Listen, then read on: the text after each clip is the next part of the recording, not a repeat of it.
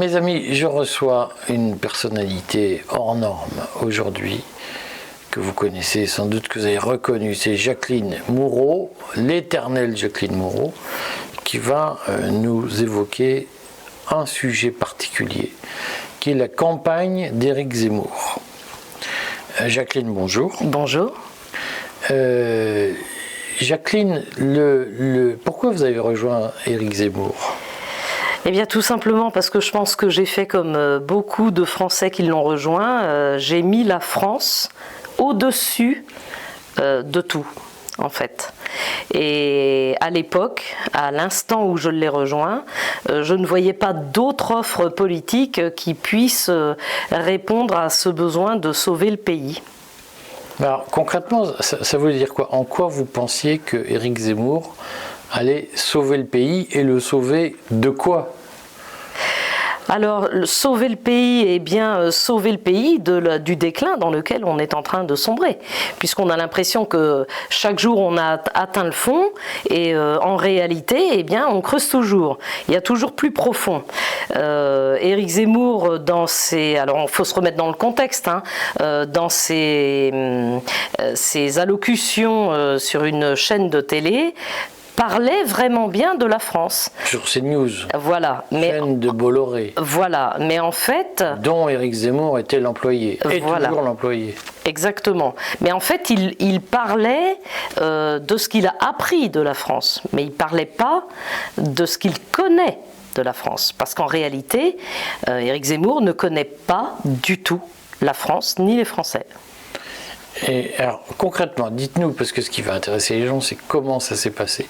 Vous avez rencontré Éric Zemmour pour la première fois quand ? Alors, je l'ai rencontré pour la première fois, il me semble, le 28 décembre 2020, au Figaro. Il m'avait contacté ses équipes m'avaient contacté par l'intermédiaire de Twitter et j'ai eu un premier rendez-vous avec lui au Figaro, qui s'était relativement bien passé et où il parlait de créer un espèce de bloc commun qui n'a jamais existé, bien entendu.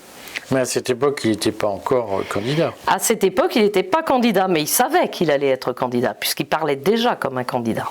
On est en décembre 2020, la candidature était déjà pour lui bien actée. Dans la pratique, qu'est-ce qui vous attire dans la candidature Zemmour, dont, tout fond, on ne sait pas grand-chose à l'époque ? Le fait... en fait, il nous a parlé de l'histoire de France. Et c'est ça qui a fait vibrer la corde, la fibre nationale. C'est toute notre histoire, c'est parler de nos racines. Pour quelqu'un, en fait, qui n'a pas ses racines ici, finalement. Et il est berbère, d'après ce qu'il dit. Donc, moi, après, je n'ai pas fait de recherche sur ses racines réelles. Mais nous, Français, quand on nous parle de nos racines, pour moi, c'est quelque chose d'extrêmement important. Parce que nos racines, c'est là où on puise notre force. Un arbre ne vit pas sans racines. Et donc il a parlé de tout ça, et évidemment ça a séduit énormément de personnes. Alors ça a séduit des personnes pour aller le voir en meeting. Est-ce que ça a séduit pour voter pour lui ? La preuve que non. Alors donc, vous le rencontrez en fin décembre 2020. Oui. Il vous dit quoi à ce moment-là ? Eh bien, il dit qu'il allait... En gros, c'était « je vais faire un grand rassemblement ». C'est ça un petit peu moi qui m'a séduit au départ, parce que je pense qu'on ne peut pas aujourd'hui dire prétendre gouverner la France sans vouloir rassembler les Français. Si c'est pour parler à trois personnes du 16e arrondissement, ça ne sert strictement à rien. Malheureusement, c'est ce qui s'est passé. Parce que Zemmour ne vient pas vraiment de la France populaire. Non, pas du tout même. Pas du tout. Ça veut dire quoi ? Ça veut dire qu'il ne la connaît pas. De toute façon, quel est l'homme politique français qui connaît les Français ? Il n'y en a plus un. Personne ne sait ce que nous vivons actuellement. Absolument personne. Personne ne peut en parler. Et moi, je suis bien placée pour en parler parce que j'y vis et j'en suis. Alors donc, vous le rencontrez, il dit « je vais rassembler autour de la France de toujours ». Il se passe quoi ensuite ? Alors ensuite, alors moi j'étais dans ma propre candidature, donc évidemment quand on est une petite équipe c'est beaucoup plus compliqué que quand on a 15 000 personnes à son service, et donc moi j'ai continué, bon an mal an, ma candidature, jusqu'au moment évidemment où le manque de moyens s'avère, puisque pour pouvoir, en fait c'est déjà très restrictif. Qui peut se présenter? Évidemment que ceux qui n'ont les moyens de se présenter. Et pourtant, dans cette France qui aurait les capacités à se présenter, il y en a plein des gens qui peuvent se présenter, qui pourraient prétendre à gouverner mieux que ce qu'on a actuellement, puisque aujourd'hui on est tellement en faillite que si la France était une entreprise, il y a longtemps qu'on aurait déposé le bilan. Donc évidemment il y a plein de personnes qui pourraient prétendre à se présenter, mais qui n'ont pas les moyens. Donc moi je suis allée jusqu'au bout parce que je voulais montrer aux gens que rien ne nous est interdit. Mais après, il faut que les gens comprennent de quoi il s'agit. Donc, j'ai rencontré une seconde fois Éric Zemmour en septembre 2021. Il m'avait donné rendez-vous au Lutetia. Donc évidemment ce ne sont pas... un hôtel prestigieux à Paris. Exactement. Alors ce ne sont pas des lieux que moi j'ai l'habitude de fréquenter, mais comme je suis une très grande amoureuse du patrimoine, je suis toujours très émerveillée du patrimoine français. Donc on s'est rencontrés là, l'entretien a duré 15-20 minutes parce que Éric Zemmour déjà est arrivé en retard et avait un autre rendez-vous qui s'appelait, beaucoup plus important que moi, qui s'appelait Jean-Frédéric Poisson. Alors, dans ce rendez-vous qu'il vous fixe en septembre 2021, vous deviez parler de quoi? Alors moi, j'espérais que l'on parle de la France que je représente en fait, à ce moment-là, et qu'il pense que je représente, sinon il ne m'aurait pas convié au rendez-vous. Mais en fait, représentez quelle France, Jacqueline? Je pense que je représente la France majoritaire, celle qui trime vraiment pour gagner sa vie, celle qui vit à découvert plus de la moitié du mois, celle qui travaille, celle qui cherche du boulot sans rechigner, celle qui n'arrive plus à payer ses factures. C'est tout ça que je représente. Pourquoi ma vidéo avait fait le buzz à l'époque en 2018? Parce que ça a parlé à la majorité des Français. Parce qu'aujourd'hui les Français n'y arrivent plus. Parce qu'on est harcelé, on vit dans un pays où fiscalement nous sommes harcelés. Alors, attendez, puisque vous me tendez la perche quand même, moi, vous me dites que les Français n'y arrivent plus, mais quand je vais sur les lieux touristiques, je cherche une table au restaurant à réserver, tout est toujours complet. Oui. Et quand je vais faire mes courses, je vois que tous les paniers sont pleins le samedi après-midi, que tout est en permanence complet. Comment on peut dire que les Français n'y arrivent plus, alors que tous les lieux de loisirs sont saturés, les hypermarchés sont bondés le samedi après-midi? Comment on explique ça? Alors, je ne sais pas où vous faites vos courses, comme on dit, oui, mais je fais des courses. Là où je vais, je peux vous dire que les caddies, il y a longtemps qu'ils sont plus pleins. C'est terminé, les gens ils remplissent un sac et c'est tout. Et ils s'en vont, parce qu'ils n'ont plus les moyens de remplir un caddie. C'est fini ça, les caddies pleins. Il y aura des caddies pleins au mois de septembre parce qu'il y aura eu la prime de rentrée scolaire. C'est tout. Et que les gens vont l'utiliser pour manger au lieu de l'utiliser pour acheter des choses pour les enfants. Mais non. Alors après, dans les lieux touristiques où les restaurants sont pleins, oui, mais ils sont pleins de qui ? Mais c'est la question. C'est quoi comment ça se fait que globalement, on a le sentiment que tous les lieux de loisirs sont complètement saturés, que tout le monde a un téléphone portable dernier cri en disant j'y arrive plus? Alors, ceux qui ont des téléphones portables dernier cri, c'est pas les gens qui vivent à découvert tous les mois. C'est-à-dire que il y a des choix qui sont faits. Enfin, moi, je reste persuadée que la vie, c'est la succession de nos choix. Les choix qui sont faits de mettre une prime de rentrée scolaire dans un téléphone portable à 1500 balles, c'est un choix. Voilà. Après, ils achètent le rat des pâquerettes pour les enfants, c'est un choix. Ensuite, il y a énormément de personnes qui, pour pouvoir partir en vacances, vont emprunter. Ils font un emprunt pour pouvoir partir en vacances. Donc, on ne peut pas dire il y a 1000 km de bouchons parce que le chassé-croisé des juilletistes et des haussiens provoque 1000 km de bouchons. Ça veut bien dire que la France va bien, que les gens sont en vacances. Mais ils vont où les gens ? En fait, s'ils vont à 50 km de chez eux, pour eux, finalement, c'est des mini-vacances qui donnent un sentiment de dépaysement, mais qui finalement, ce ne sont plus les vacances qu'on a connues, où les gens partaient un mois dans un autre pays ou à l'autre bout du pays pour se dépayser totalement. Mais c'est terminé tout ça. Je sais pas, vous le dites, mais moi je vous le dis parce que pour discuter avec des gens, quand je fais mes courses, moi aussi, avec un sac que j'ai du mal à remplir, et que les gens m'interpellent parce qu'ils me reconnaissent certains, et qui me disent, vous avez vu les prix ? Au lieu d'acheter 10 pommes, ils vont en prendre que 2.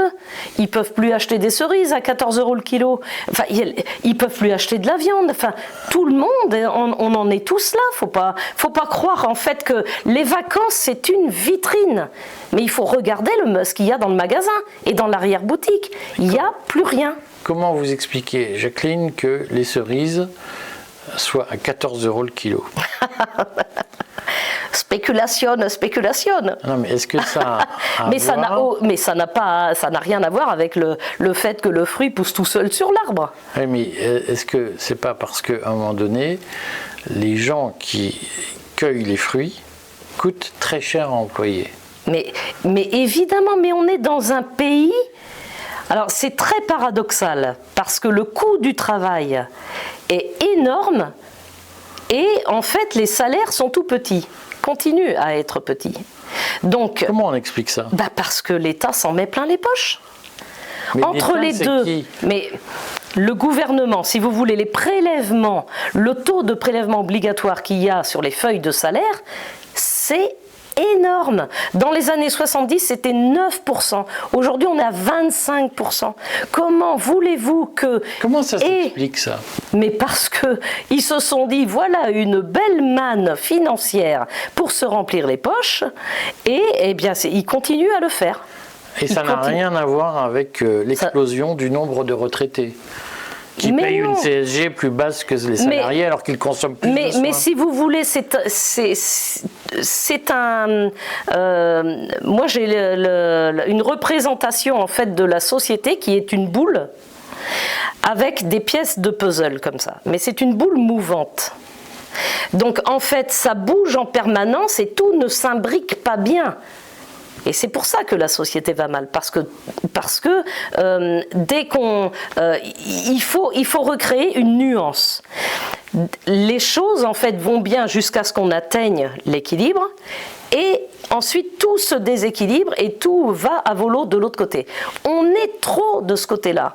Il faut rétablir la nuance, rétablir l'équilibre dans tout. Mais dans tous les niveaux de la société. Et c'est ça le problème. Ça signifie qu'il faut repousser l'âge de la retraite pour mettre moins d'argent qu'on pique dans la poche des jeunes salariés pour financer des gens qui restent chez eux toute la journée. Non, parce que moi je pense qu'une retraite c'est mérité. Quand on a travaillé toute sa vie, je suis désolée, une retraite c'est mérité. Il n'y a pas à harceler les retraités qui ont déjà payé toute leur vie des impôts, et non, mais pourquoi ça ne fonctionne pas ? Mais parce que ça vient de la gestion de ceux qui nous gouvernent.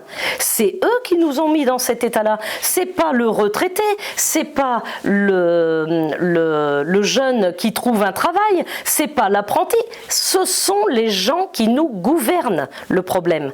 C'est pas le peuple.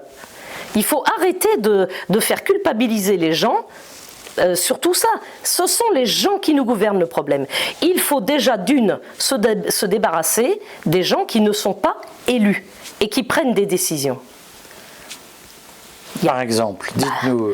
Par exemple, il y en a tellement, Van der Leyen a été élu par qui? Oui, mais est-ce que Van der Leyen... Mais nous subissons les conséquences de Van der Leyen. Non, mais reste quand même, Jacqueline, excusez-moi, parce que c'est vous qui amenez le sujet, donc c'est pas moi, mais quand en 1945, on fait une retraite à 65 ans, avec en gros une espérance de vie à 67 ans.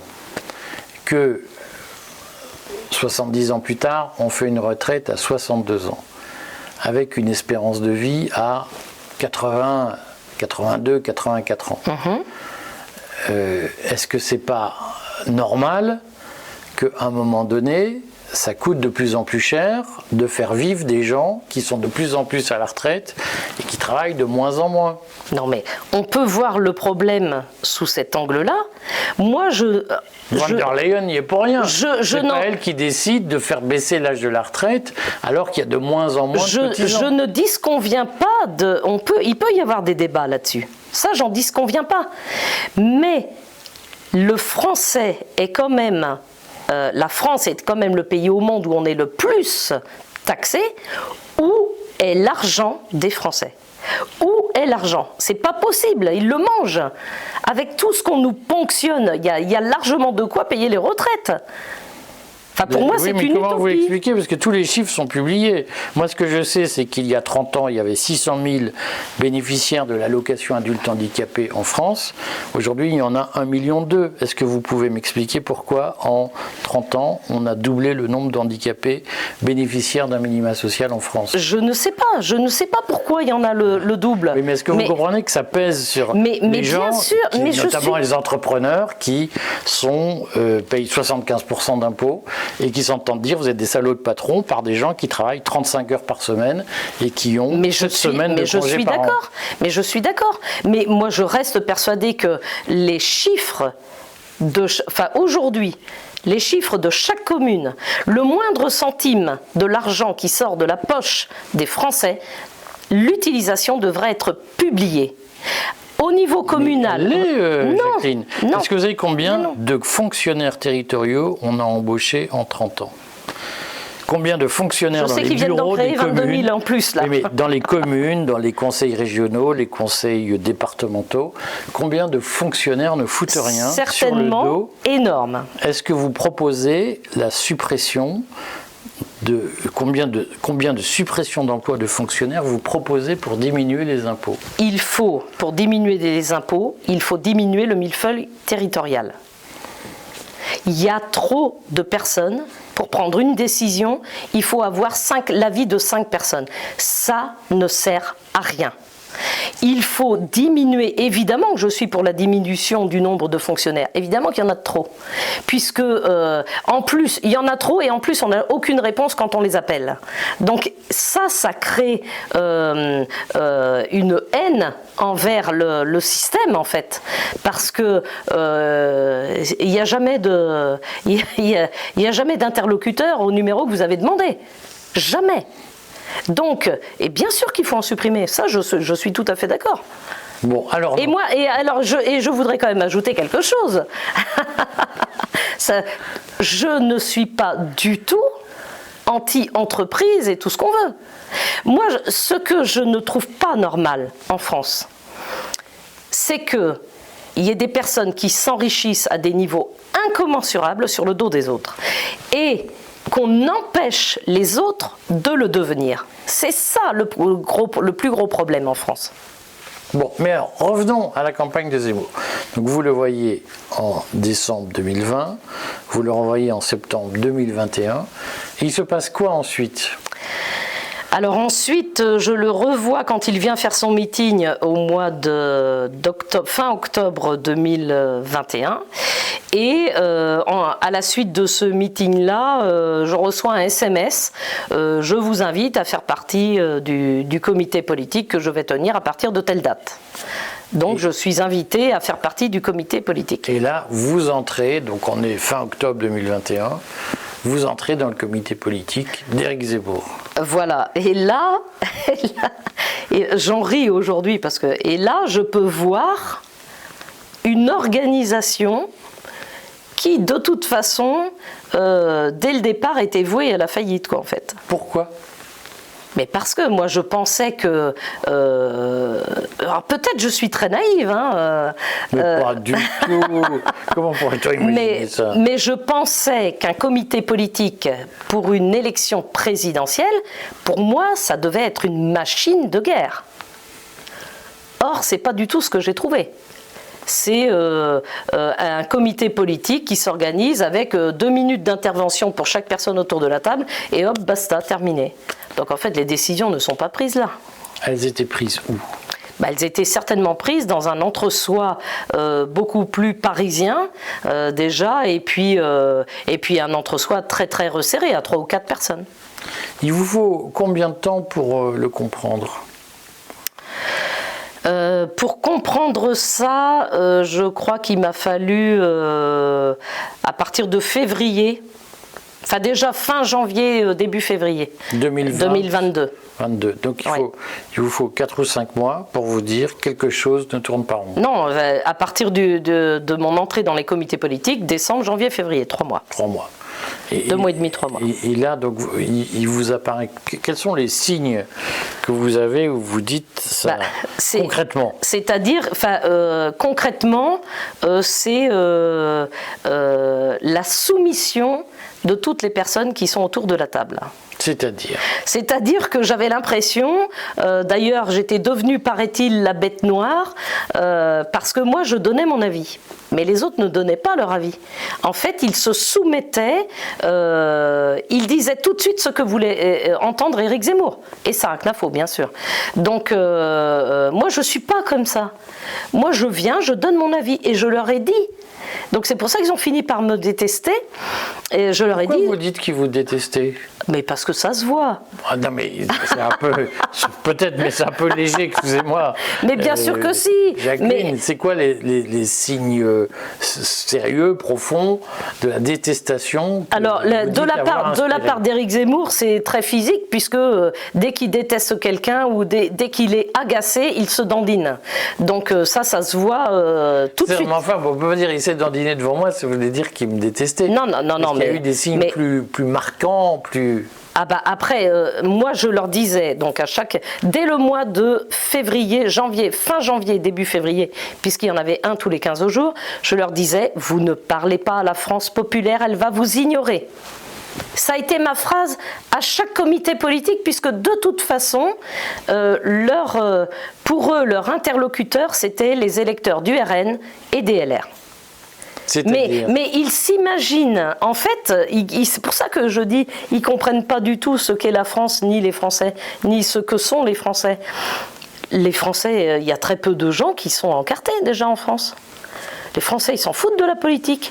Ils vont voter parce que c'est une institution aussi, le vote en France. Aller le dimanche voter tous ensemble, c'est un acte de cohésion de la nation. Mais ça, ils ne comprennent pas ça, en fait. Alors donc, à qui voulaient-ils s'adresser ? Ils ont décidé délibérément de diminuer, je dirais, les interlocuteurs, en fait. Comment vous voulez gagner si vous diminuez les gens à qui vous vous adressez ? Vous ne pouvez pas gagner comme ça, c'est pas possible. Donc vous leur dites, vous lui dites à Éric Zemmour, la campagne ne s'adresse pas aux couches populaires, on va dire ça comme ça.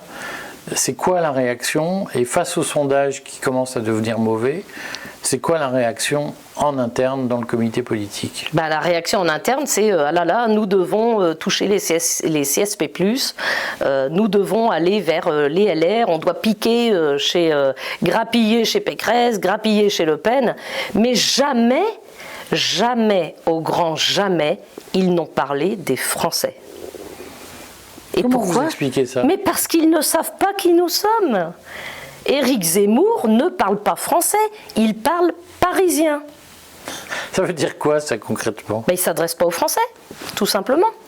Donc, quand on ne s'adresse pas aux gens, déjà, il faut les comprendre. aller faire un meeting, c'est une chose. Aller serrer les mains, parce que dans un meeting, évidemment, ce ne sont que des gens qui sont acquis à notre cause. Donc, ça peut nous masquer la réalité. Mais moi, dans les meetings, les gens me le disaient.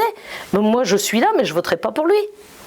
Donc, attendez, c'est quand même, d'ailleurs, c'est ce qui s'est passé. C'est ce qui s'est passé. Mais Éric Zemmour ne connaît pas les Français. Il ne sait pas, par exemple, je lui avais dit, est-ce que vous savez qu'en France, il y a encore des gens, dans les campagnes, évidemment, dans les campagnes, qui vivent sur de la terre battue?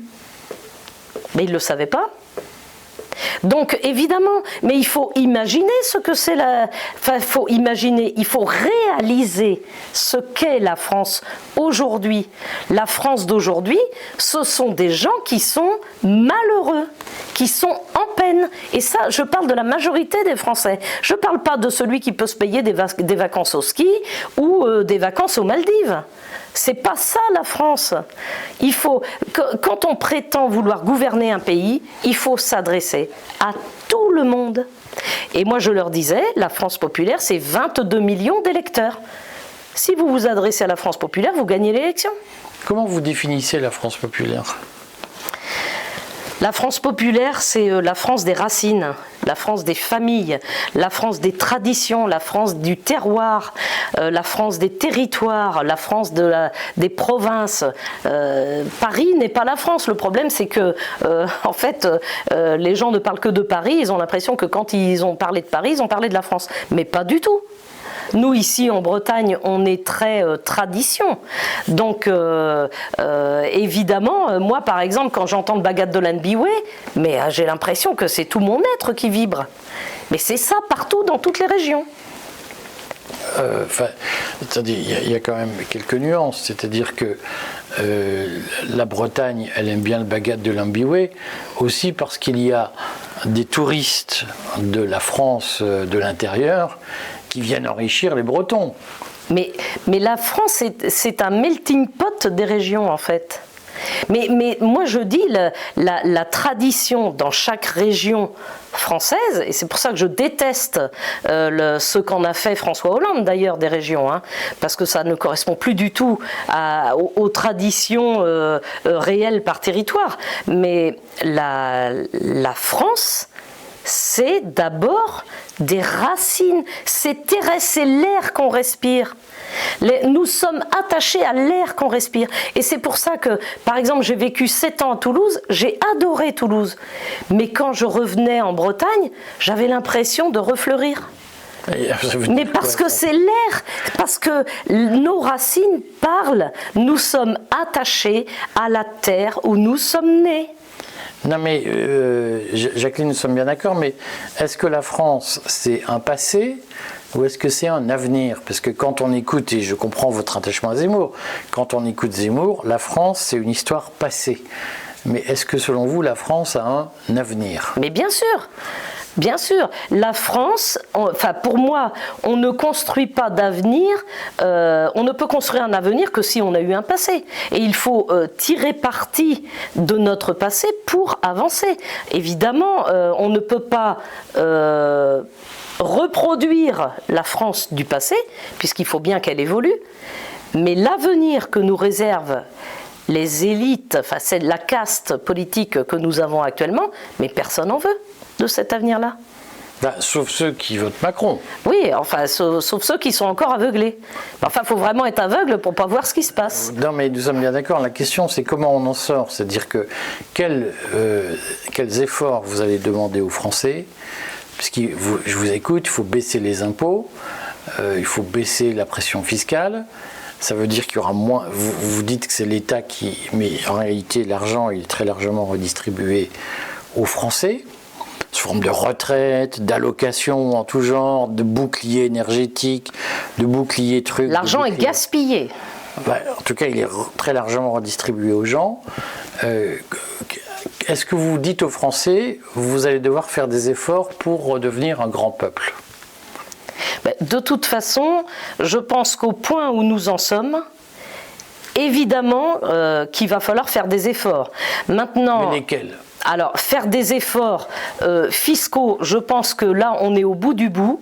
toutes les poches sont vides, parce que c'est bien beau la redistribution de donner à tout le monde tout le temps, mais ça ne dure que jusqu'à ce que les poches des autres sont vides. Et aujourd'hui, les poches sont vides. Donc on va prendre dans quelle poche pour continuer? Voilà, donc on supprime quelle allocation, on supprime quelle dépense, on augmente quel CSG pour rétablir les comptes. Il faut faire une réforme, des états généraux de la fiscalité en France. C'est impératif. Et il faut écouter les gens qui s'y connaissent, pas McKinsey ou je ne sais quoi, pour rétablir une fiscalité supportable. Les gens n'en peuvent plus de payer pour tout le monde. C'est-à-dire que c'est bien beau de payer pour les autres, mais nous, il ne nous reste plus rien. Donc, qu'est-ce qu'on fait? Mais Jacqueline, excusez-moi, mais aujourd'hui, il y a moins de 1 Français sur 2 qui paye l'impôt sur le revenu. Donc, tout le monde ne paye pas. Bah, la TVA, tout le monde la paye. Hein. Certes, mais pas au même niveau pour tout le monde. Mais la TVA, tout le monde paye la TVA? D'accord. Et donc, la TVA, les biens de première nécessité, c'est 10%. Oui. Les autres biens, c'est 20%. Donc concrètement, vous proposez est-ce que vous proposez que tout le monde paye l'impôt sur le revenu? Est-ce que vous proposez de supprimer l'impôt sur le revenu? Et puisque la TVA, tout le monde la paye, mais à un moment donné, la redistribution n'est pas satisfaisante, puisque beaucoup de gens vivent d'allocations en tout genre, comment on fait pour revenir à qui paye l'effort? Qui fait un effort? La TVA, par exemple, pourquoi Emmanuel Macron refuse toujours de mettre les produits de... Alors, Emmanuel Macron qui disait quand même, avant d'être élu en 2017, « Je ne veux plus voir aucun SDF dans la rue ». Aujourd'hui, on doit en avoir 3 fois plus. La TVA à 0% sur les produits de première nécessité. Pourquoi on ne rétablit pas la TVA à 33% sur les produits de luxe? C'est quoi les produits de luxe? Il y avait ça, moi je l'ai connu, le temps de la TVA à 33%. Les produits de luxe, c'est-à-dire les voitures de luxe. Excusez-moi, je n'ai rien contre les riches, mais un riche qui peut se payer une voiture à 150 000, avec 20% de TVA, il peut payer 33% de TVA. Ça ne va rien lui faire à lui. Par contre, la personne qui vit avec 300 ou 400 balles par mois, qui va aller faire ses courses avec 0% de TVA sur les produits de première nécessité, au moins pour pouvoir manger, bah lui, il va s'en rendre compte. Parce que c'est quand même pas rien la TVA. C'est pas rien la TVA pour des gens qui peuvent plus bouffer. Oui, enfin, sauf que tout le monde, excuse-moi Jacqueline, je fais l'avocat du diable, mais tout le monde sait, parce que ça a été montré 100 000 fois, que si on supprime la TVA, les commerçants augmentent les prix en conséquence en se disant... Il faut mettre des garde-fous. Donc on rentre dans une économie communiste. Non, c'est pas communiste. On fixe les prix, c'est l'État qui fixe les prix. Mais non. Enfin, moi, de toute façon, si on me... C'est pour ça que moi je dis il faut des états généraux de la fiscalité, il faut des débats sur ça. Pourquoi aujourd'hui on est entré dans une société où on ne peut plus avoir aucun débat? C'est quand même incroyable un truc pareil.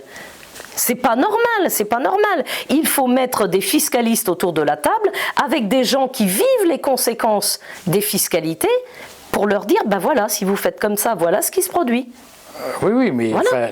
Mais on va revenir à la campagne de Zemmour. Simplement, vous savez très bien, Jacqueline, que si on fait un débat, ce que je trouve très bien, majoritairement, les gens vont dire on n'a qu'à faire payer les riches puisqu'ils sont moins nombreux et les riches vont se barrer et tout le monde sera pauvre. Mais non, mais c'est pas comme. Mais non, la fiscalité, ce n'est pas une affaire de débat, mais une affaire de produit fiscal. Mais c'est pas comme ça qu'il faut présenter les choses. Enfin, moi, je ne suis pas du tout anti-riche. Je ne comprends pas pourquoi on empêche les autres de le devenir. C'est ça le problème. Parce qu'il y a la sécurité sociale. Ben non, bah oui, mais alors parce dans ce cas-là... Parce qu'à un moment donné, on explique aux gens qu'il faut redistribuer. Oui, mais la redistribution coûte tellement cher que... Il faut tout remettre... Non, mais il faut quand même pas penser aujourd'hui qu'il il est impossible de changer la fiscalité française, alors que dans d'autres pays, ils arrivent à avoir des fiscalités beaucoup moins lourdes et à vivre mieux. Parce qu'ils font pas 35 heures, ils partent pas à 62 ans. Ah bah ça, peut-être, ils bossent plus. les 35 heures... Est-ce que vous dites aux Français, les 35 heures, on les supprime, et maintenant vous allez bosser beaucoup plus, les 35 heures ont été une monumentale erreur. Il y a eu quelques points chauds, je dirais. Les 35 heures, ça a été une monumentale erreur, évidemment. Mais parce que ça a déjà complètement déstabilisé la société. Et puis, on en est... il y a moins de rentrée d'argent, évidemment. S'il n'y a plus que 35 heures, il faut plus de monde pour travailler. Ça a déstabilisé les hôpitaux. Les hôpitaux, les gens qui bossent dans les hôpitaux l'ont dit. Mais si on voulait... De toute façon, aujourd'hui... Vous nous dites qu'il faut travailler plus de 35 heures. Moi, je dis... Il faut laisser les gens travailler le temps qu'ils veulent. Minimum 35 heures. S'il y en a qui veulent en faire 45, on les laisse. Pourquoi on empêche les gens de travailler? C'est comme par exemple, j'entendais l'autre jour Mathilde Panot qui disait, donc LFI, la NUPES, qui disait moi je ne veux pas que les gens puissent aller faire leurs courses le dimanche. Mais qu'est-ce que ça peut lui faire? Si elle a envie de rester dormir, elle n'a qu'à rester chez elle. Mais si les gens qui bossent du lundi au samedi n'ont pas le temps d'aller faire des courses le dimanche, la semaine, eh bien qu'on les laisse pouvoir aller chercher des aliments le dimanche. Qu'est-ce que ça peut lui faire? C'est ça que je ne comprends pas. Mais on est dans une privation de liberté de tout. Est-ce qu'il y avait des débats dans la campagne Zemmour sur ces sujets? Non. Comment vous expliquez ça? Pourquoi Zemmour n'a pas évoqué ces sujets dans sa campagne? Il a évoqué que le monosujet de l'immigration. Comment vous expliquez ça? Je pense que c'est le sujet qu'il connaît le mieux. Et qu'en dehors de ça, il a aucune idée en fait en dehors de ça. Il y avait des gens autour de lui, il y avait un comité politique, il y avait des experts, il y avait des groupes de travail. Ces groupes de travail avaient bien des idées, faisaient remonter des notes. Ah, mais les groupes de travail ont fait remonter des notes, ont fait remonter des idées, mais elles ont toutes été ignorées. Par qui? Par la tête pensante en fait, et au final, moi j'ai appris que par exemple le groupe de travail sur la santé en fait c'est une personne. C'était qui? Alors je ne sais pas, mais qui... Et on m'a dit, et en plus elle est ingérable. Donc je me suis dit, mais qu'est-ce que c'est que ce truc? Ah bon? Mais elle proposait quoi, cette personne ingérable? Moi je me suis retrouvée en débat avec Mike Borowski chez Divisio, où en fait j'ai découvert ce qui avait été pondu, et c'était quelque chose qui était très très mal exposé en fait. Il y a quand même, c'est facile d'expliquer, surtout sur un compte rendu, les choses une par une, mais c'était un tel fouillis. Ouais, c'était un tel fouillis. C'était quand ce débat? Je sais plus, en avril peut-être. 2022. Ouais. Et c'est toute une histoire parce que, ça me fait rire aujourd'hui, mais il y a des choses. Si les gens savaient tout, moi je vais vous dire, si les gens savaient tout, plus personne n'irait voter pour qui que ce soit. C'est l'occasion de le dire. Vous êtes là, c'est l'occasion de le dire. Mais non, mais tout ça, c'est de la fumisterie, c'est de la poudre aux yeux, tout ça. Alors je ne sais pas comment c'est dans les autres partis, je ne les ai pas fréquentés. Mais là, en tous les cas, c'est de la poudre aux yeux. Reconquête Éric Zemmour, c'est de la poudre aux yeux. C'est de la poudre de perlimpinpin, si les gens me comprennent bien. Ça veut dire quoi? Concrètement, mais ça veut dire que pour moi, c'est une candidature qui a été fabriquée de toutes pièces. Par qui? Pour moi, par Emmanuel Macron. Mais quelle est la base factuelle, sérieuse, qui vous permet de dire ça? Il suffit d'écouter aujourd'hui ce que dit Éric Zemmour. Il a toujours un temps d'avance sur ce que va dire Emmanuel Macron. Comme si Emmanuel Macron, il le pousse. Par exemple, les émeutes. Pour moi, ça a été flagrant.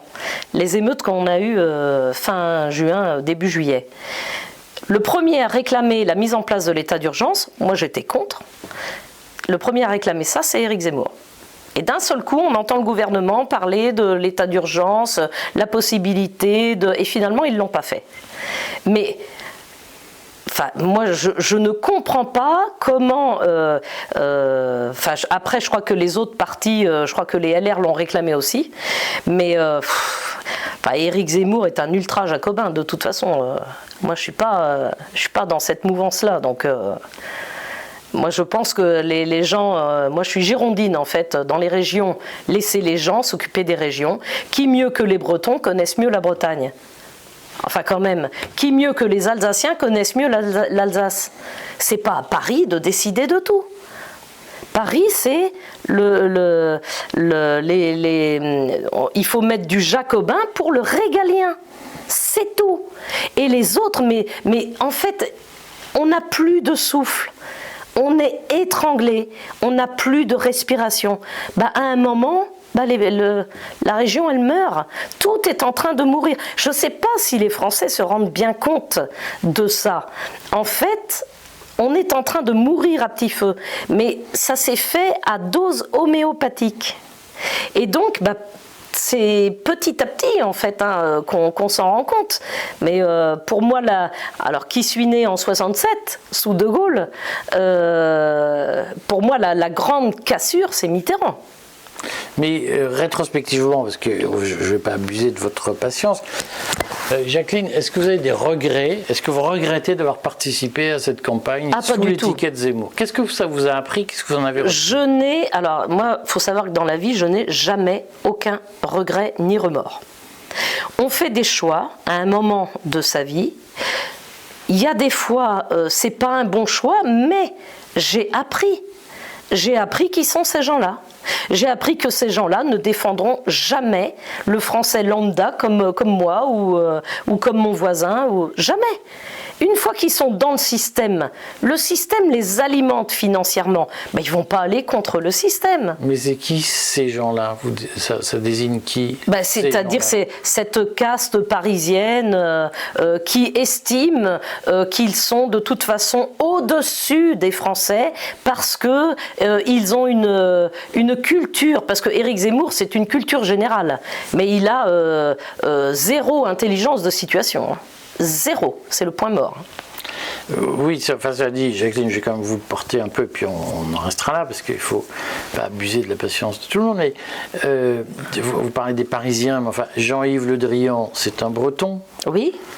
Richard Ferrand, c'est un Breton.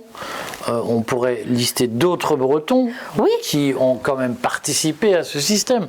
Est-ce que c'est pas un peu facile de dire c'est les Parisiens, alors que l'essentiel du système est fait de provinciaux? Alors, quand je dis c'est les Parisiens, je dis les gens qui vivent à Paris. Parce qu'évidemment, on est tous de quelque part. Comme on dit, les Arabes, les Juifs, c'est une pirouette. Actuellement... Est-ce qu'il y a des Bretons qui sont responsables de la faillite du système? Mais bien sûr. Mais bien sûr. Mais pourquoi vous ne dites pas qu'il y a aussi des provinciaux? C'est gênant. Mais non, mais c'est... Est-ce que ce n'est pas une façon de dire aux Bretons, vous êtes des gens bien, quoi que vous fassiez, le problème c'est les autres? Est-ce qu'il y a des Bretons qui sont responsables? Mais bien sûr, il y a des gens, mais il y a des gens de partout qui sont responsables de cette faillite. C'est pas... Évidemment, c'est pas parisien, je veux dire, pour moi, c'est ceux qui vivent à Paris. Là, à partir du moment où les gens vont habiter à Paris, ils sont complètement déconnectés de la vie des provinces. Enfin, moi, ce qui reste dans mon village de service public, c'est une boîte aux lettres jaune. Mais est-ce que vous pensez... Et une mairie, c'est tout. Je me fais l'avocat du diable et après on en restera, mais est-ce que vous ne pensez pas que le Breton qui ne connaît pas la Seine-Saint-Denis, est-ce que vous ne pensez pas que le Breton qui ne sait pas que la Seine-Saint-Denis a 2 ou 3 fois moins de fonctionnaires par habitant que la Bretagne, est-ce que vous ne pensez pas que le Breton qui ne sait pas que la Seine-Saint-Denis, département le plus pauvre de France, le Breton qui ne sait pas que la Seine-Saint-Denis a beaucoup moins de services publics par habitant que la Bretagne, est-ce que vous ne pensez pas que le Breton est déconnecté de la réalité française? En quoi le Breton est plus légitime que l'habitant de Seine-Saint-Denis? Mais je ne dis pas parler de l'utilisation. Mais je ne dis pas que le Breton est plus légitime qu'un autre. Je dis que les gens, ce sont des gens qui habitent sur ces territoires de vie qui doivent décider pour les territoires de vie. C'est tout. C'est quelqu'un de Seine-Saint-Denis qui doit décider pour la Seine-Saint-Denis. Donc, est-ce que vous êtes d'accord? Après avoir été élu, évidemment. Je vous pousse dans votre tranchement, c'est important. Il y a moins de policiers en Seine-Saint-Denis par habitant qu'en Bretagne. Donc, est-ce que vous êtes d'accord pour qu'à un moment donné, l'habitant de Seine-Saint-Denis dise on diminue le nombre de fonctionnaires en Bretagne pour en mettre plus chez nous? On supprime des hôpitaux en Bretagne parce que la Seine-Saint-Denis est sous-équipée. Mais il faut regarder les résultats. S'il y a plus de problèmes... Ils sont documentés. Il y a moins d'hôpitaux par habitant en Seine-Saint-Denis qu'en Bretagne. Bon, alors, s'il y a moins d'hôpitaux, mais il faut regarder les résultats en fait. S'il y a moins de policiers et qu'il y a plus de problèmes de sécurité, il faut augmenter le nombre de policiers par rapport au nombre d'habitants. Donc vous êtes d'accord pour dire qu'on supprime des policiers dans les petits commissariats où on ne fait rien en Bretagne. On n'est pas loin de la Baule. Il y a un commissariat. Il y a très peu de criminalité à la Baule. On supprime combien de postes de policiers à la Baule pour les affecter en Seine-Saint-Denis? Je ne sais pas combien on en supprime, mais en tous les cas, chaque Français a le droit à sa sécurité.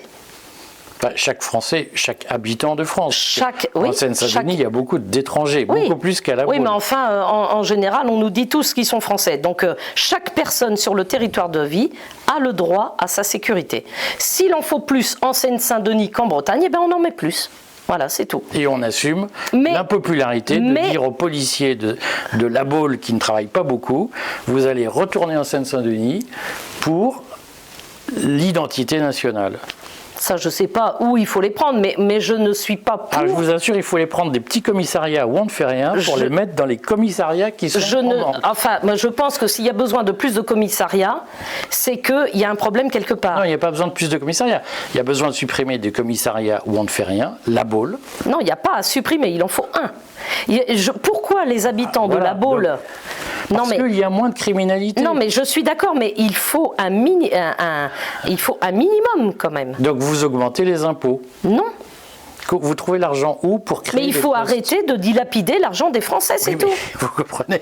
Enfin, Jacqueline, à un moment donné, cet argent, il n'est pas complètement dilapidé, il tombe dans des poches.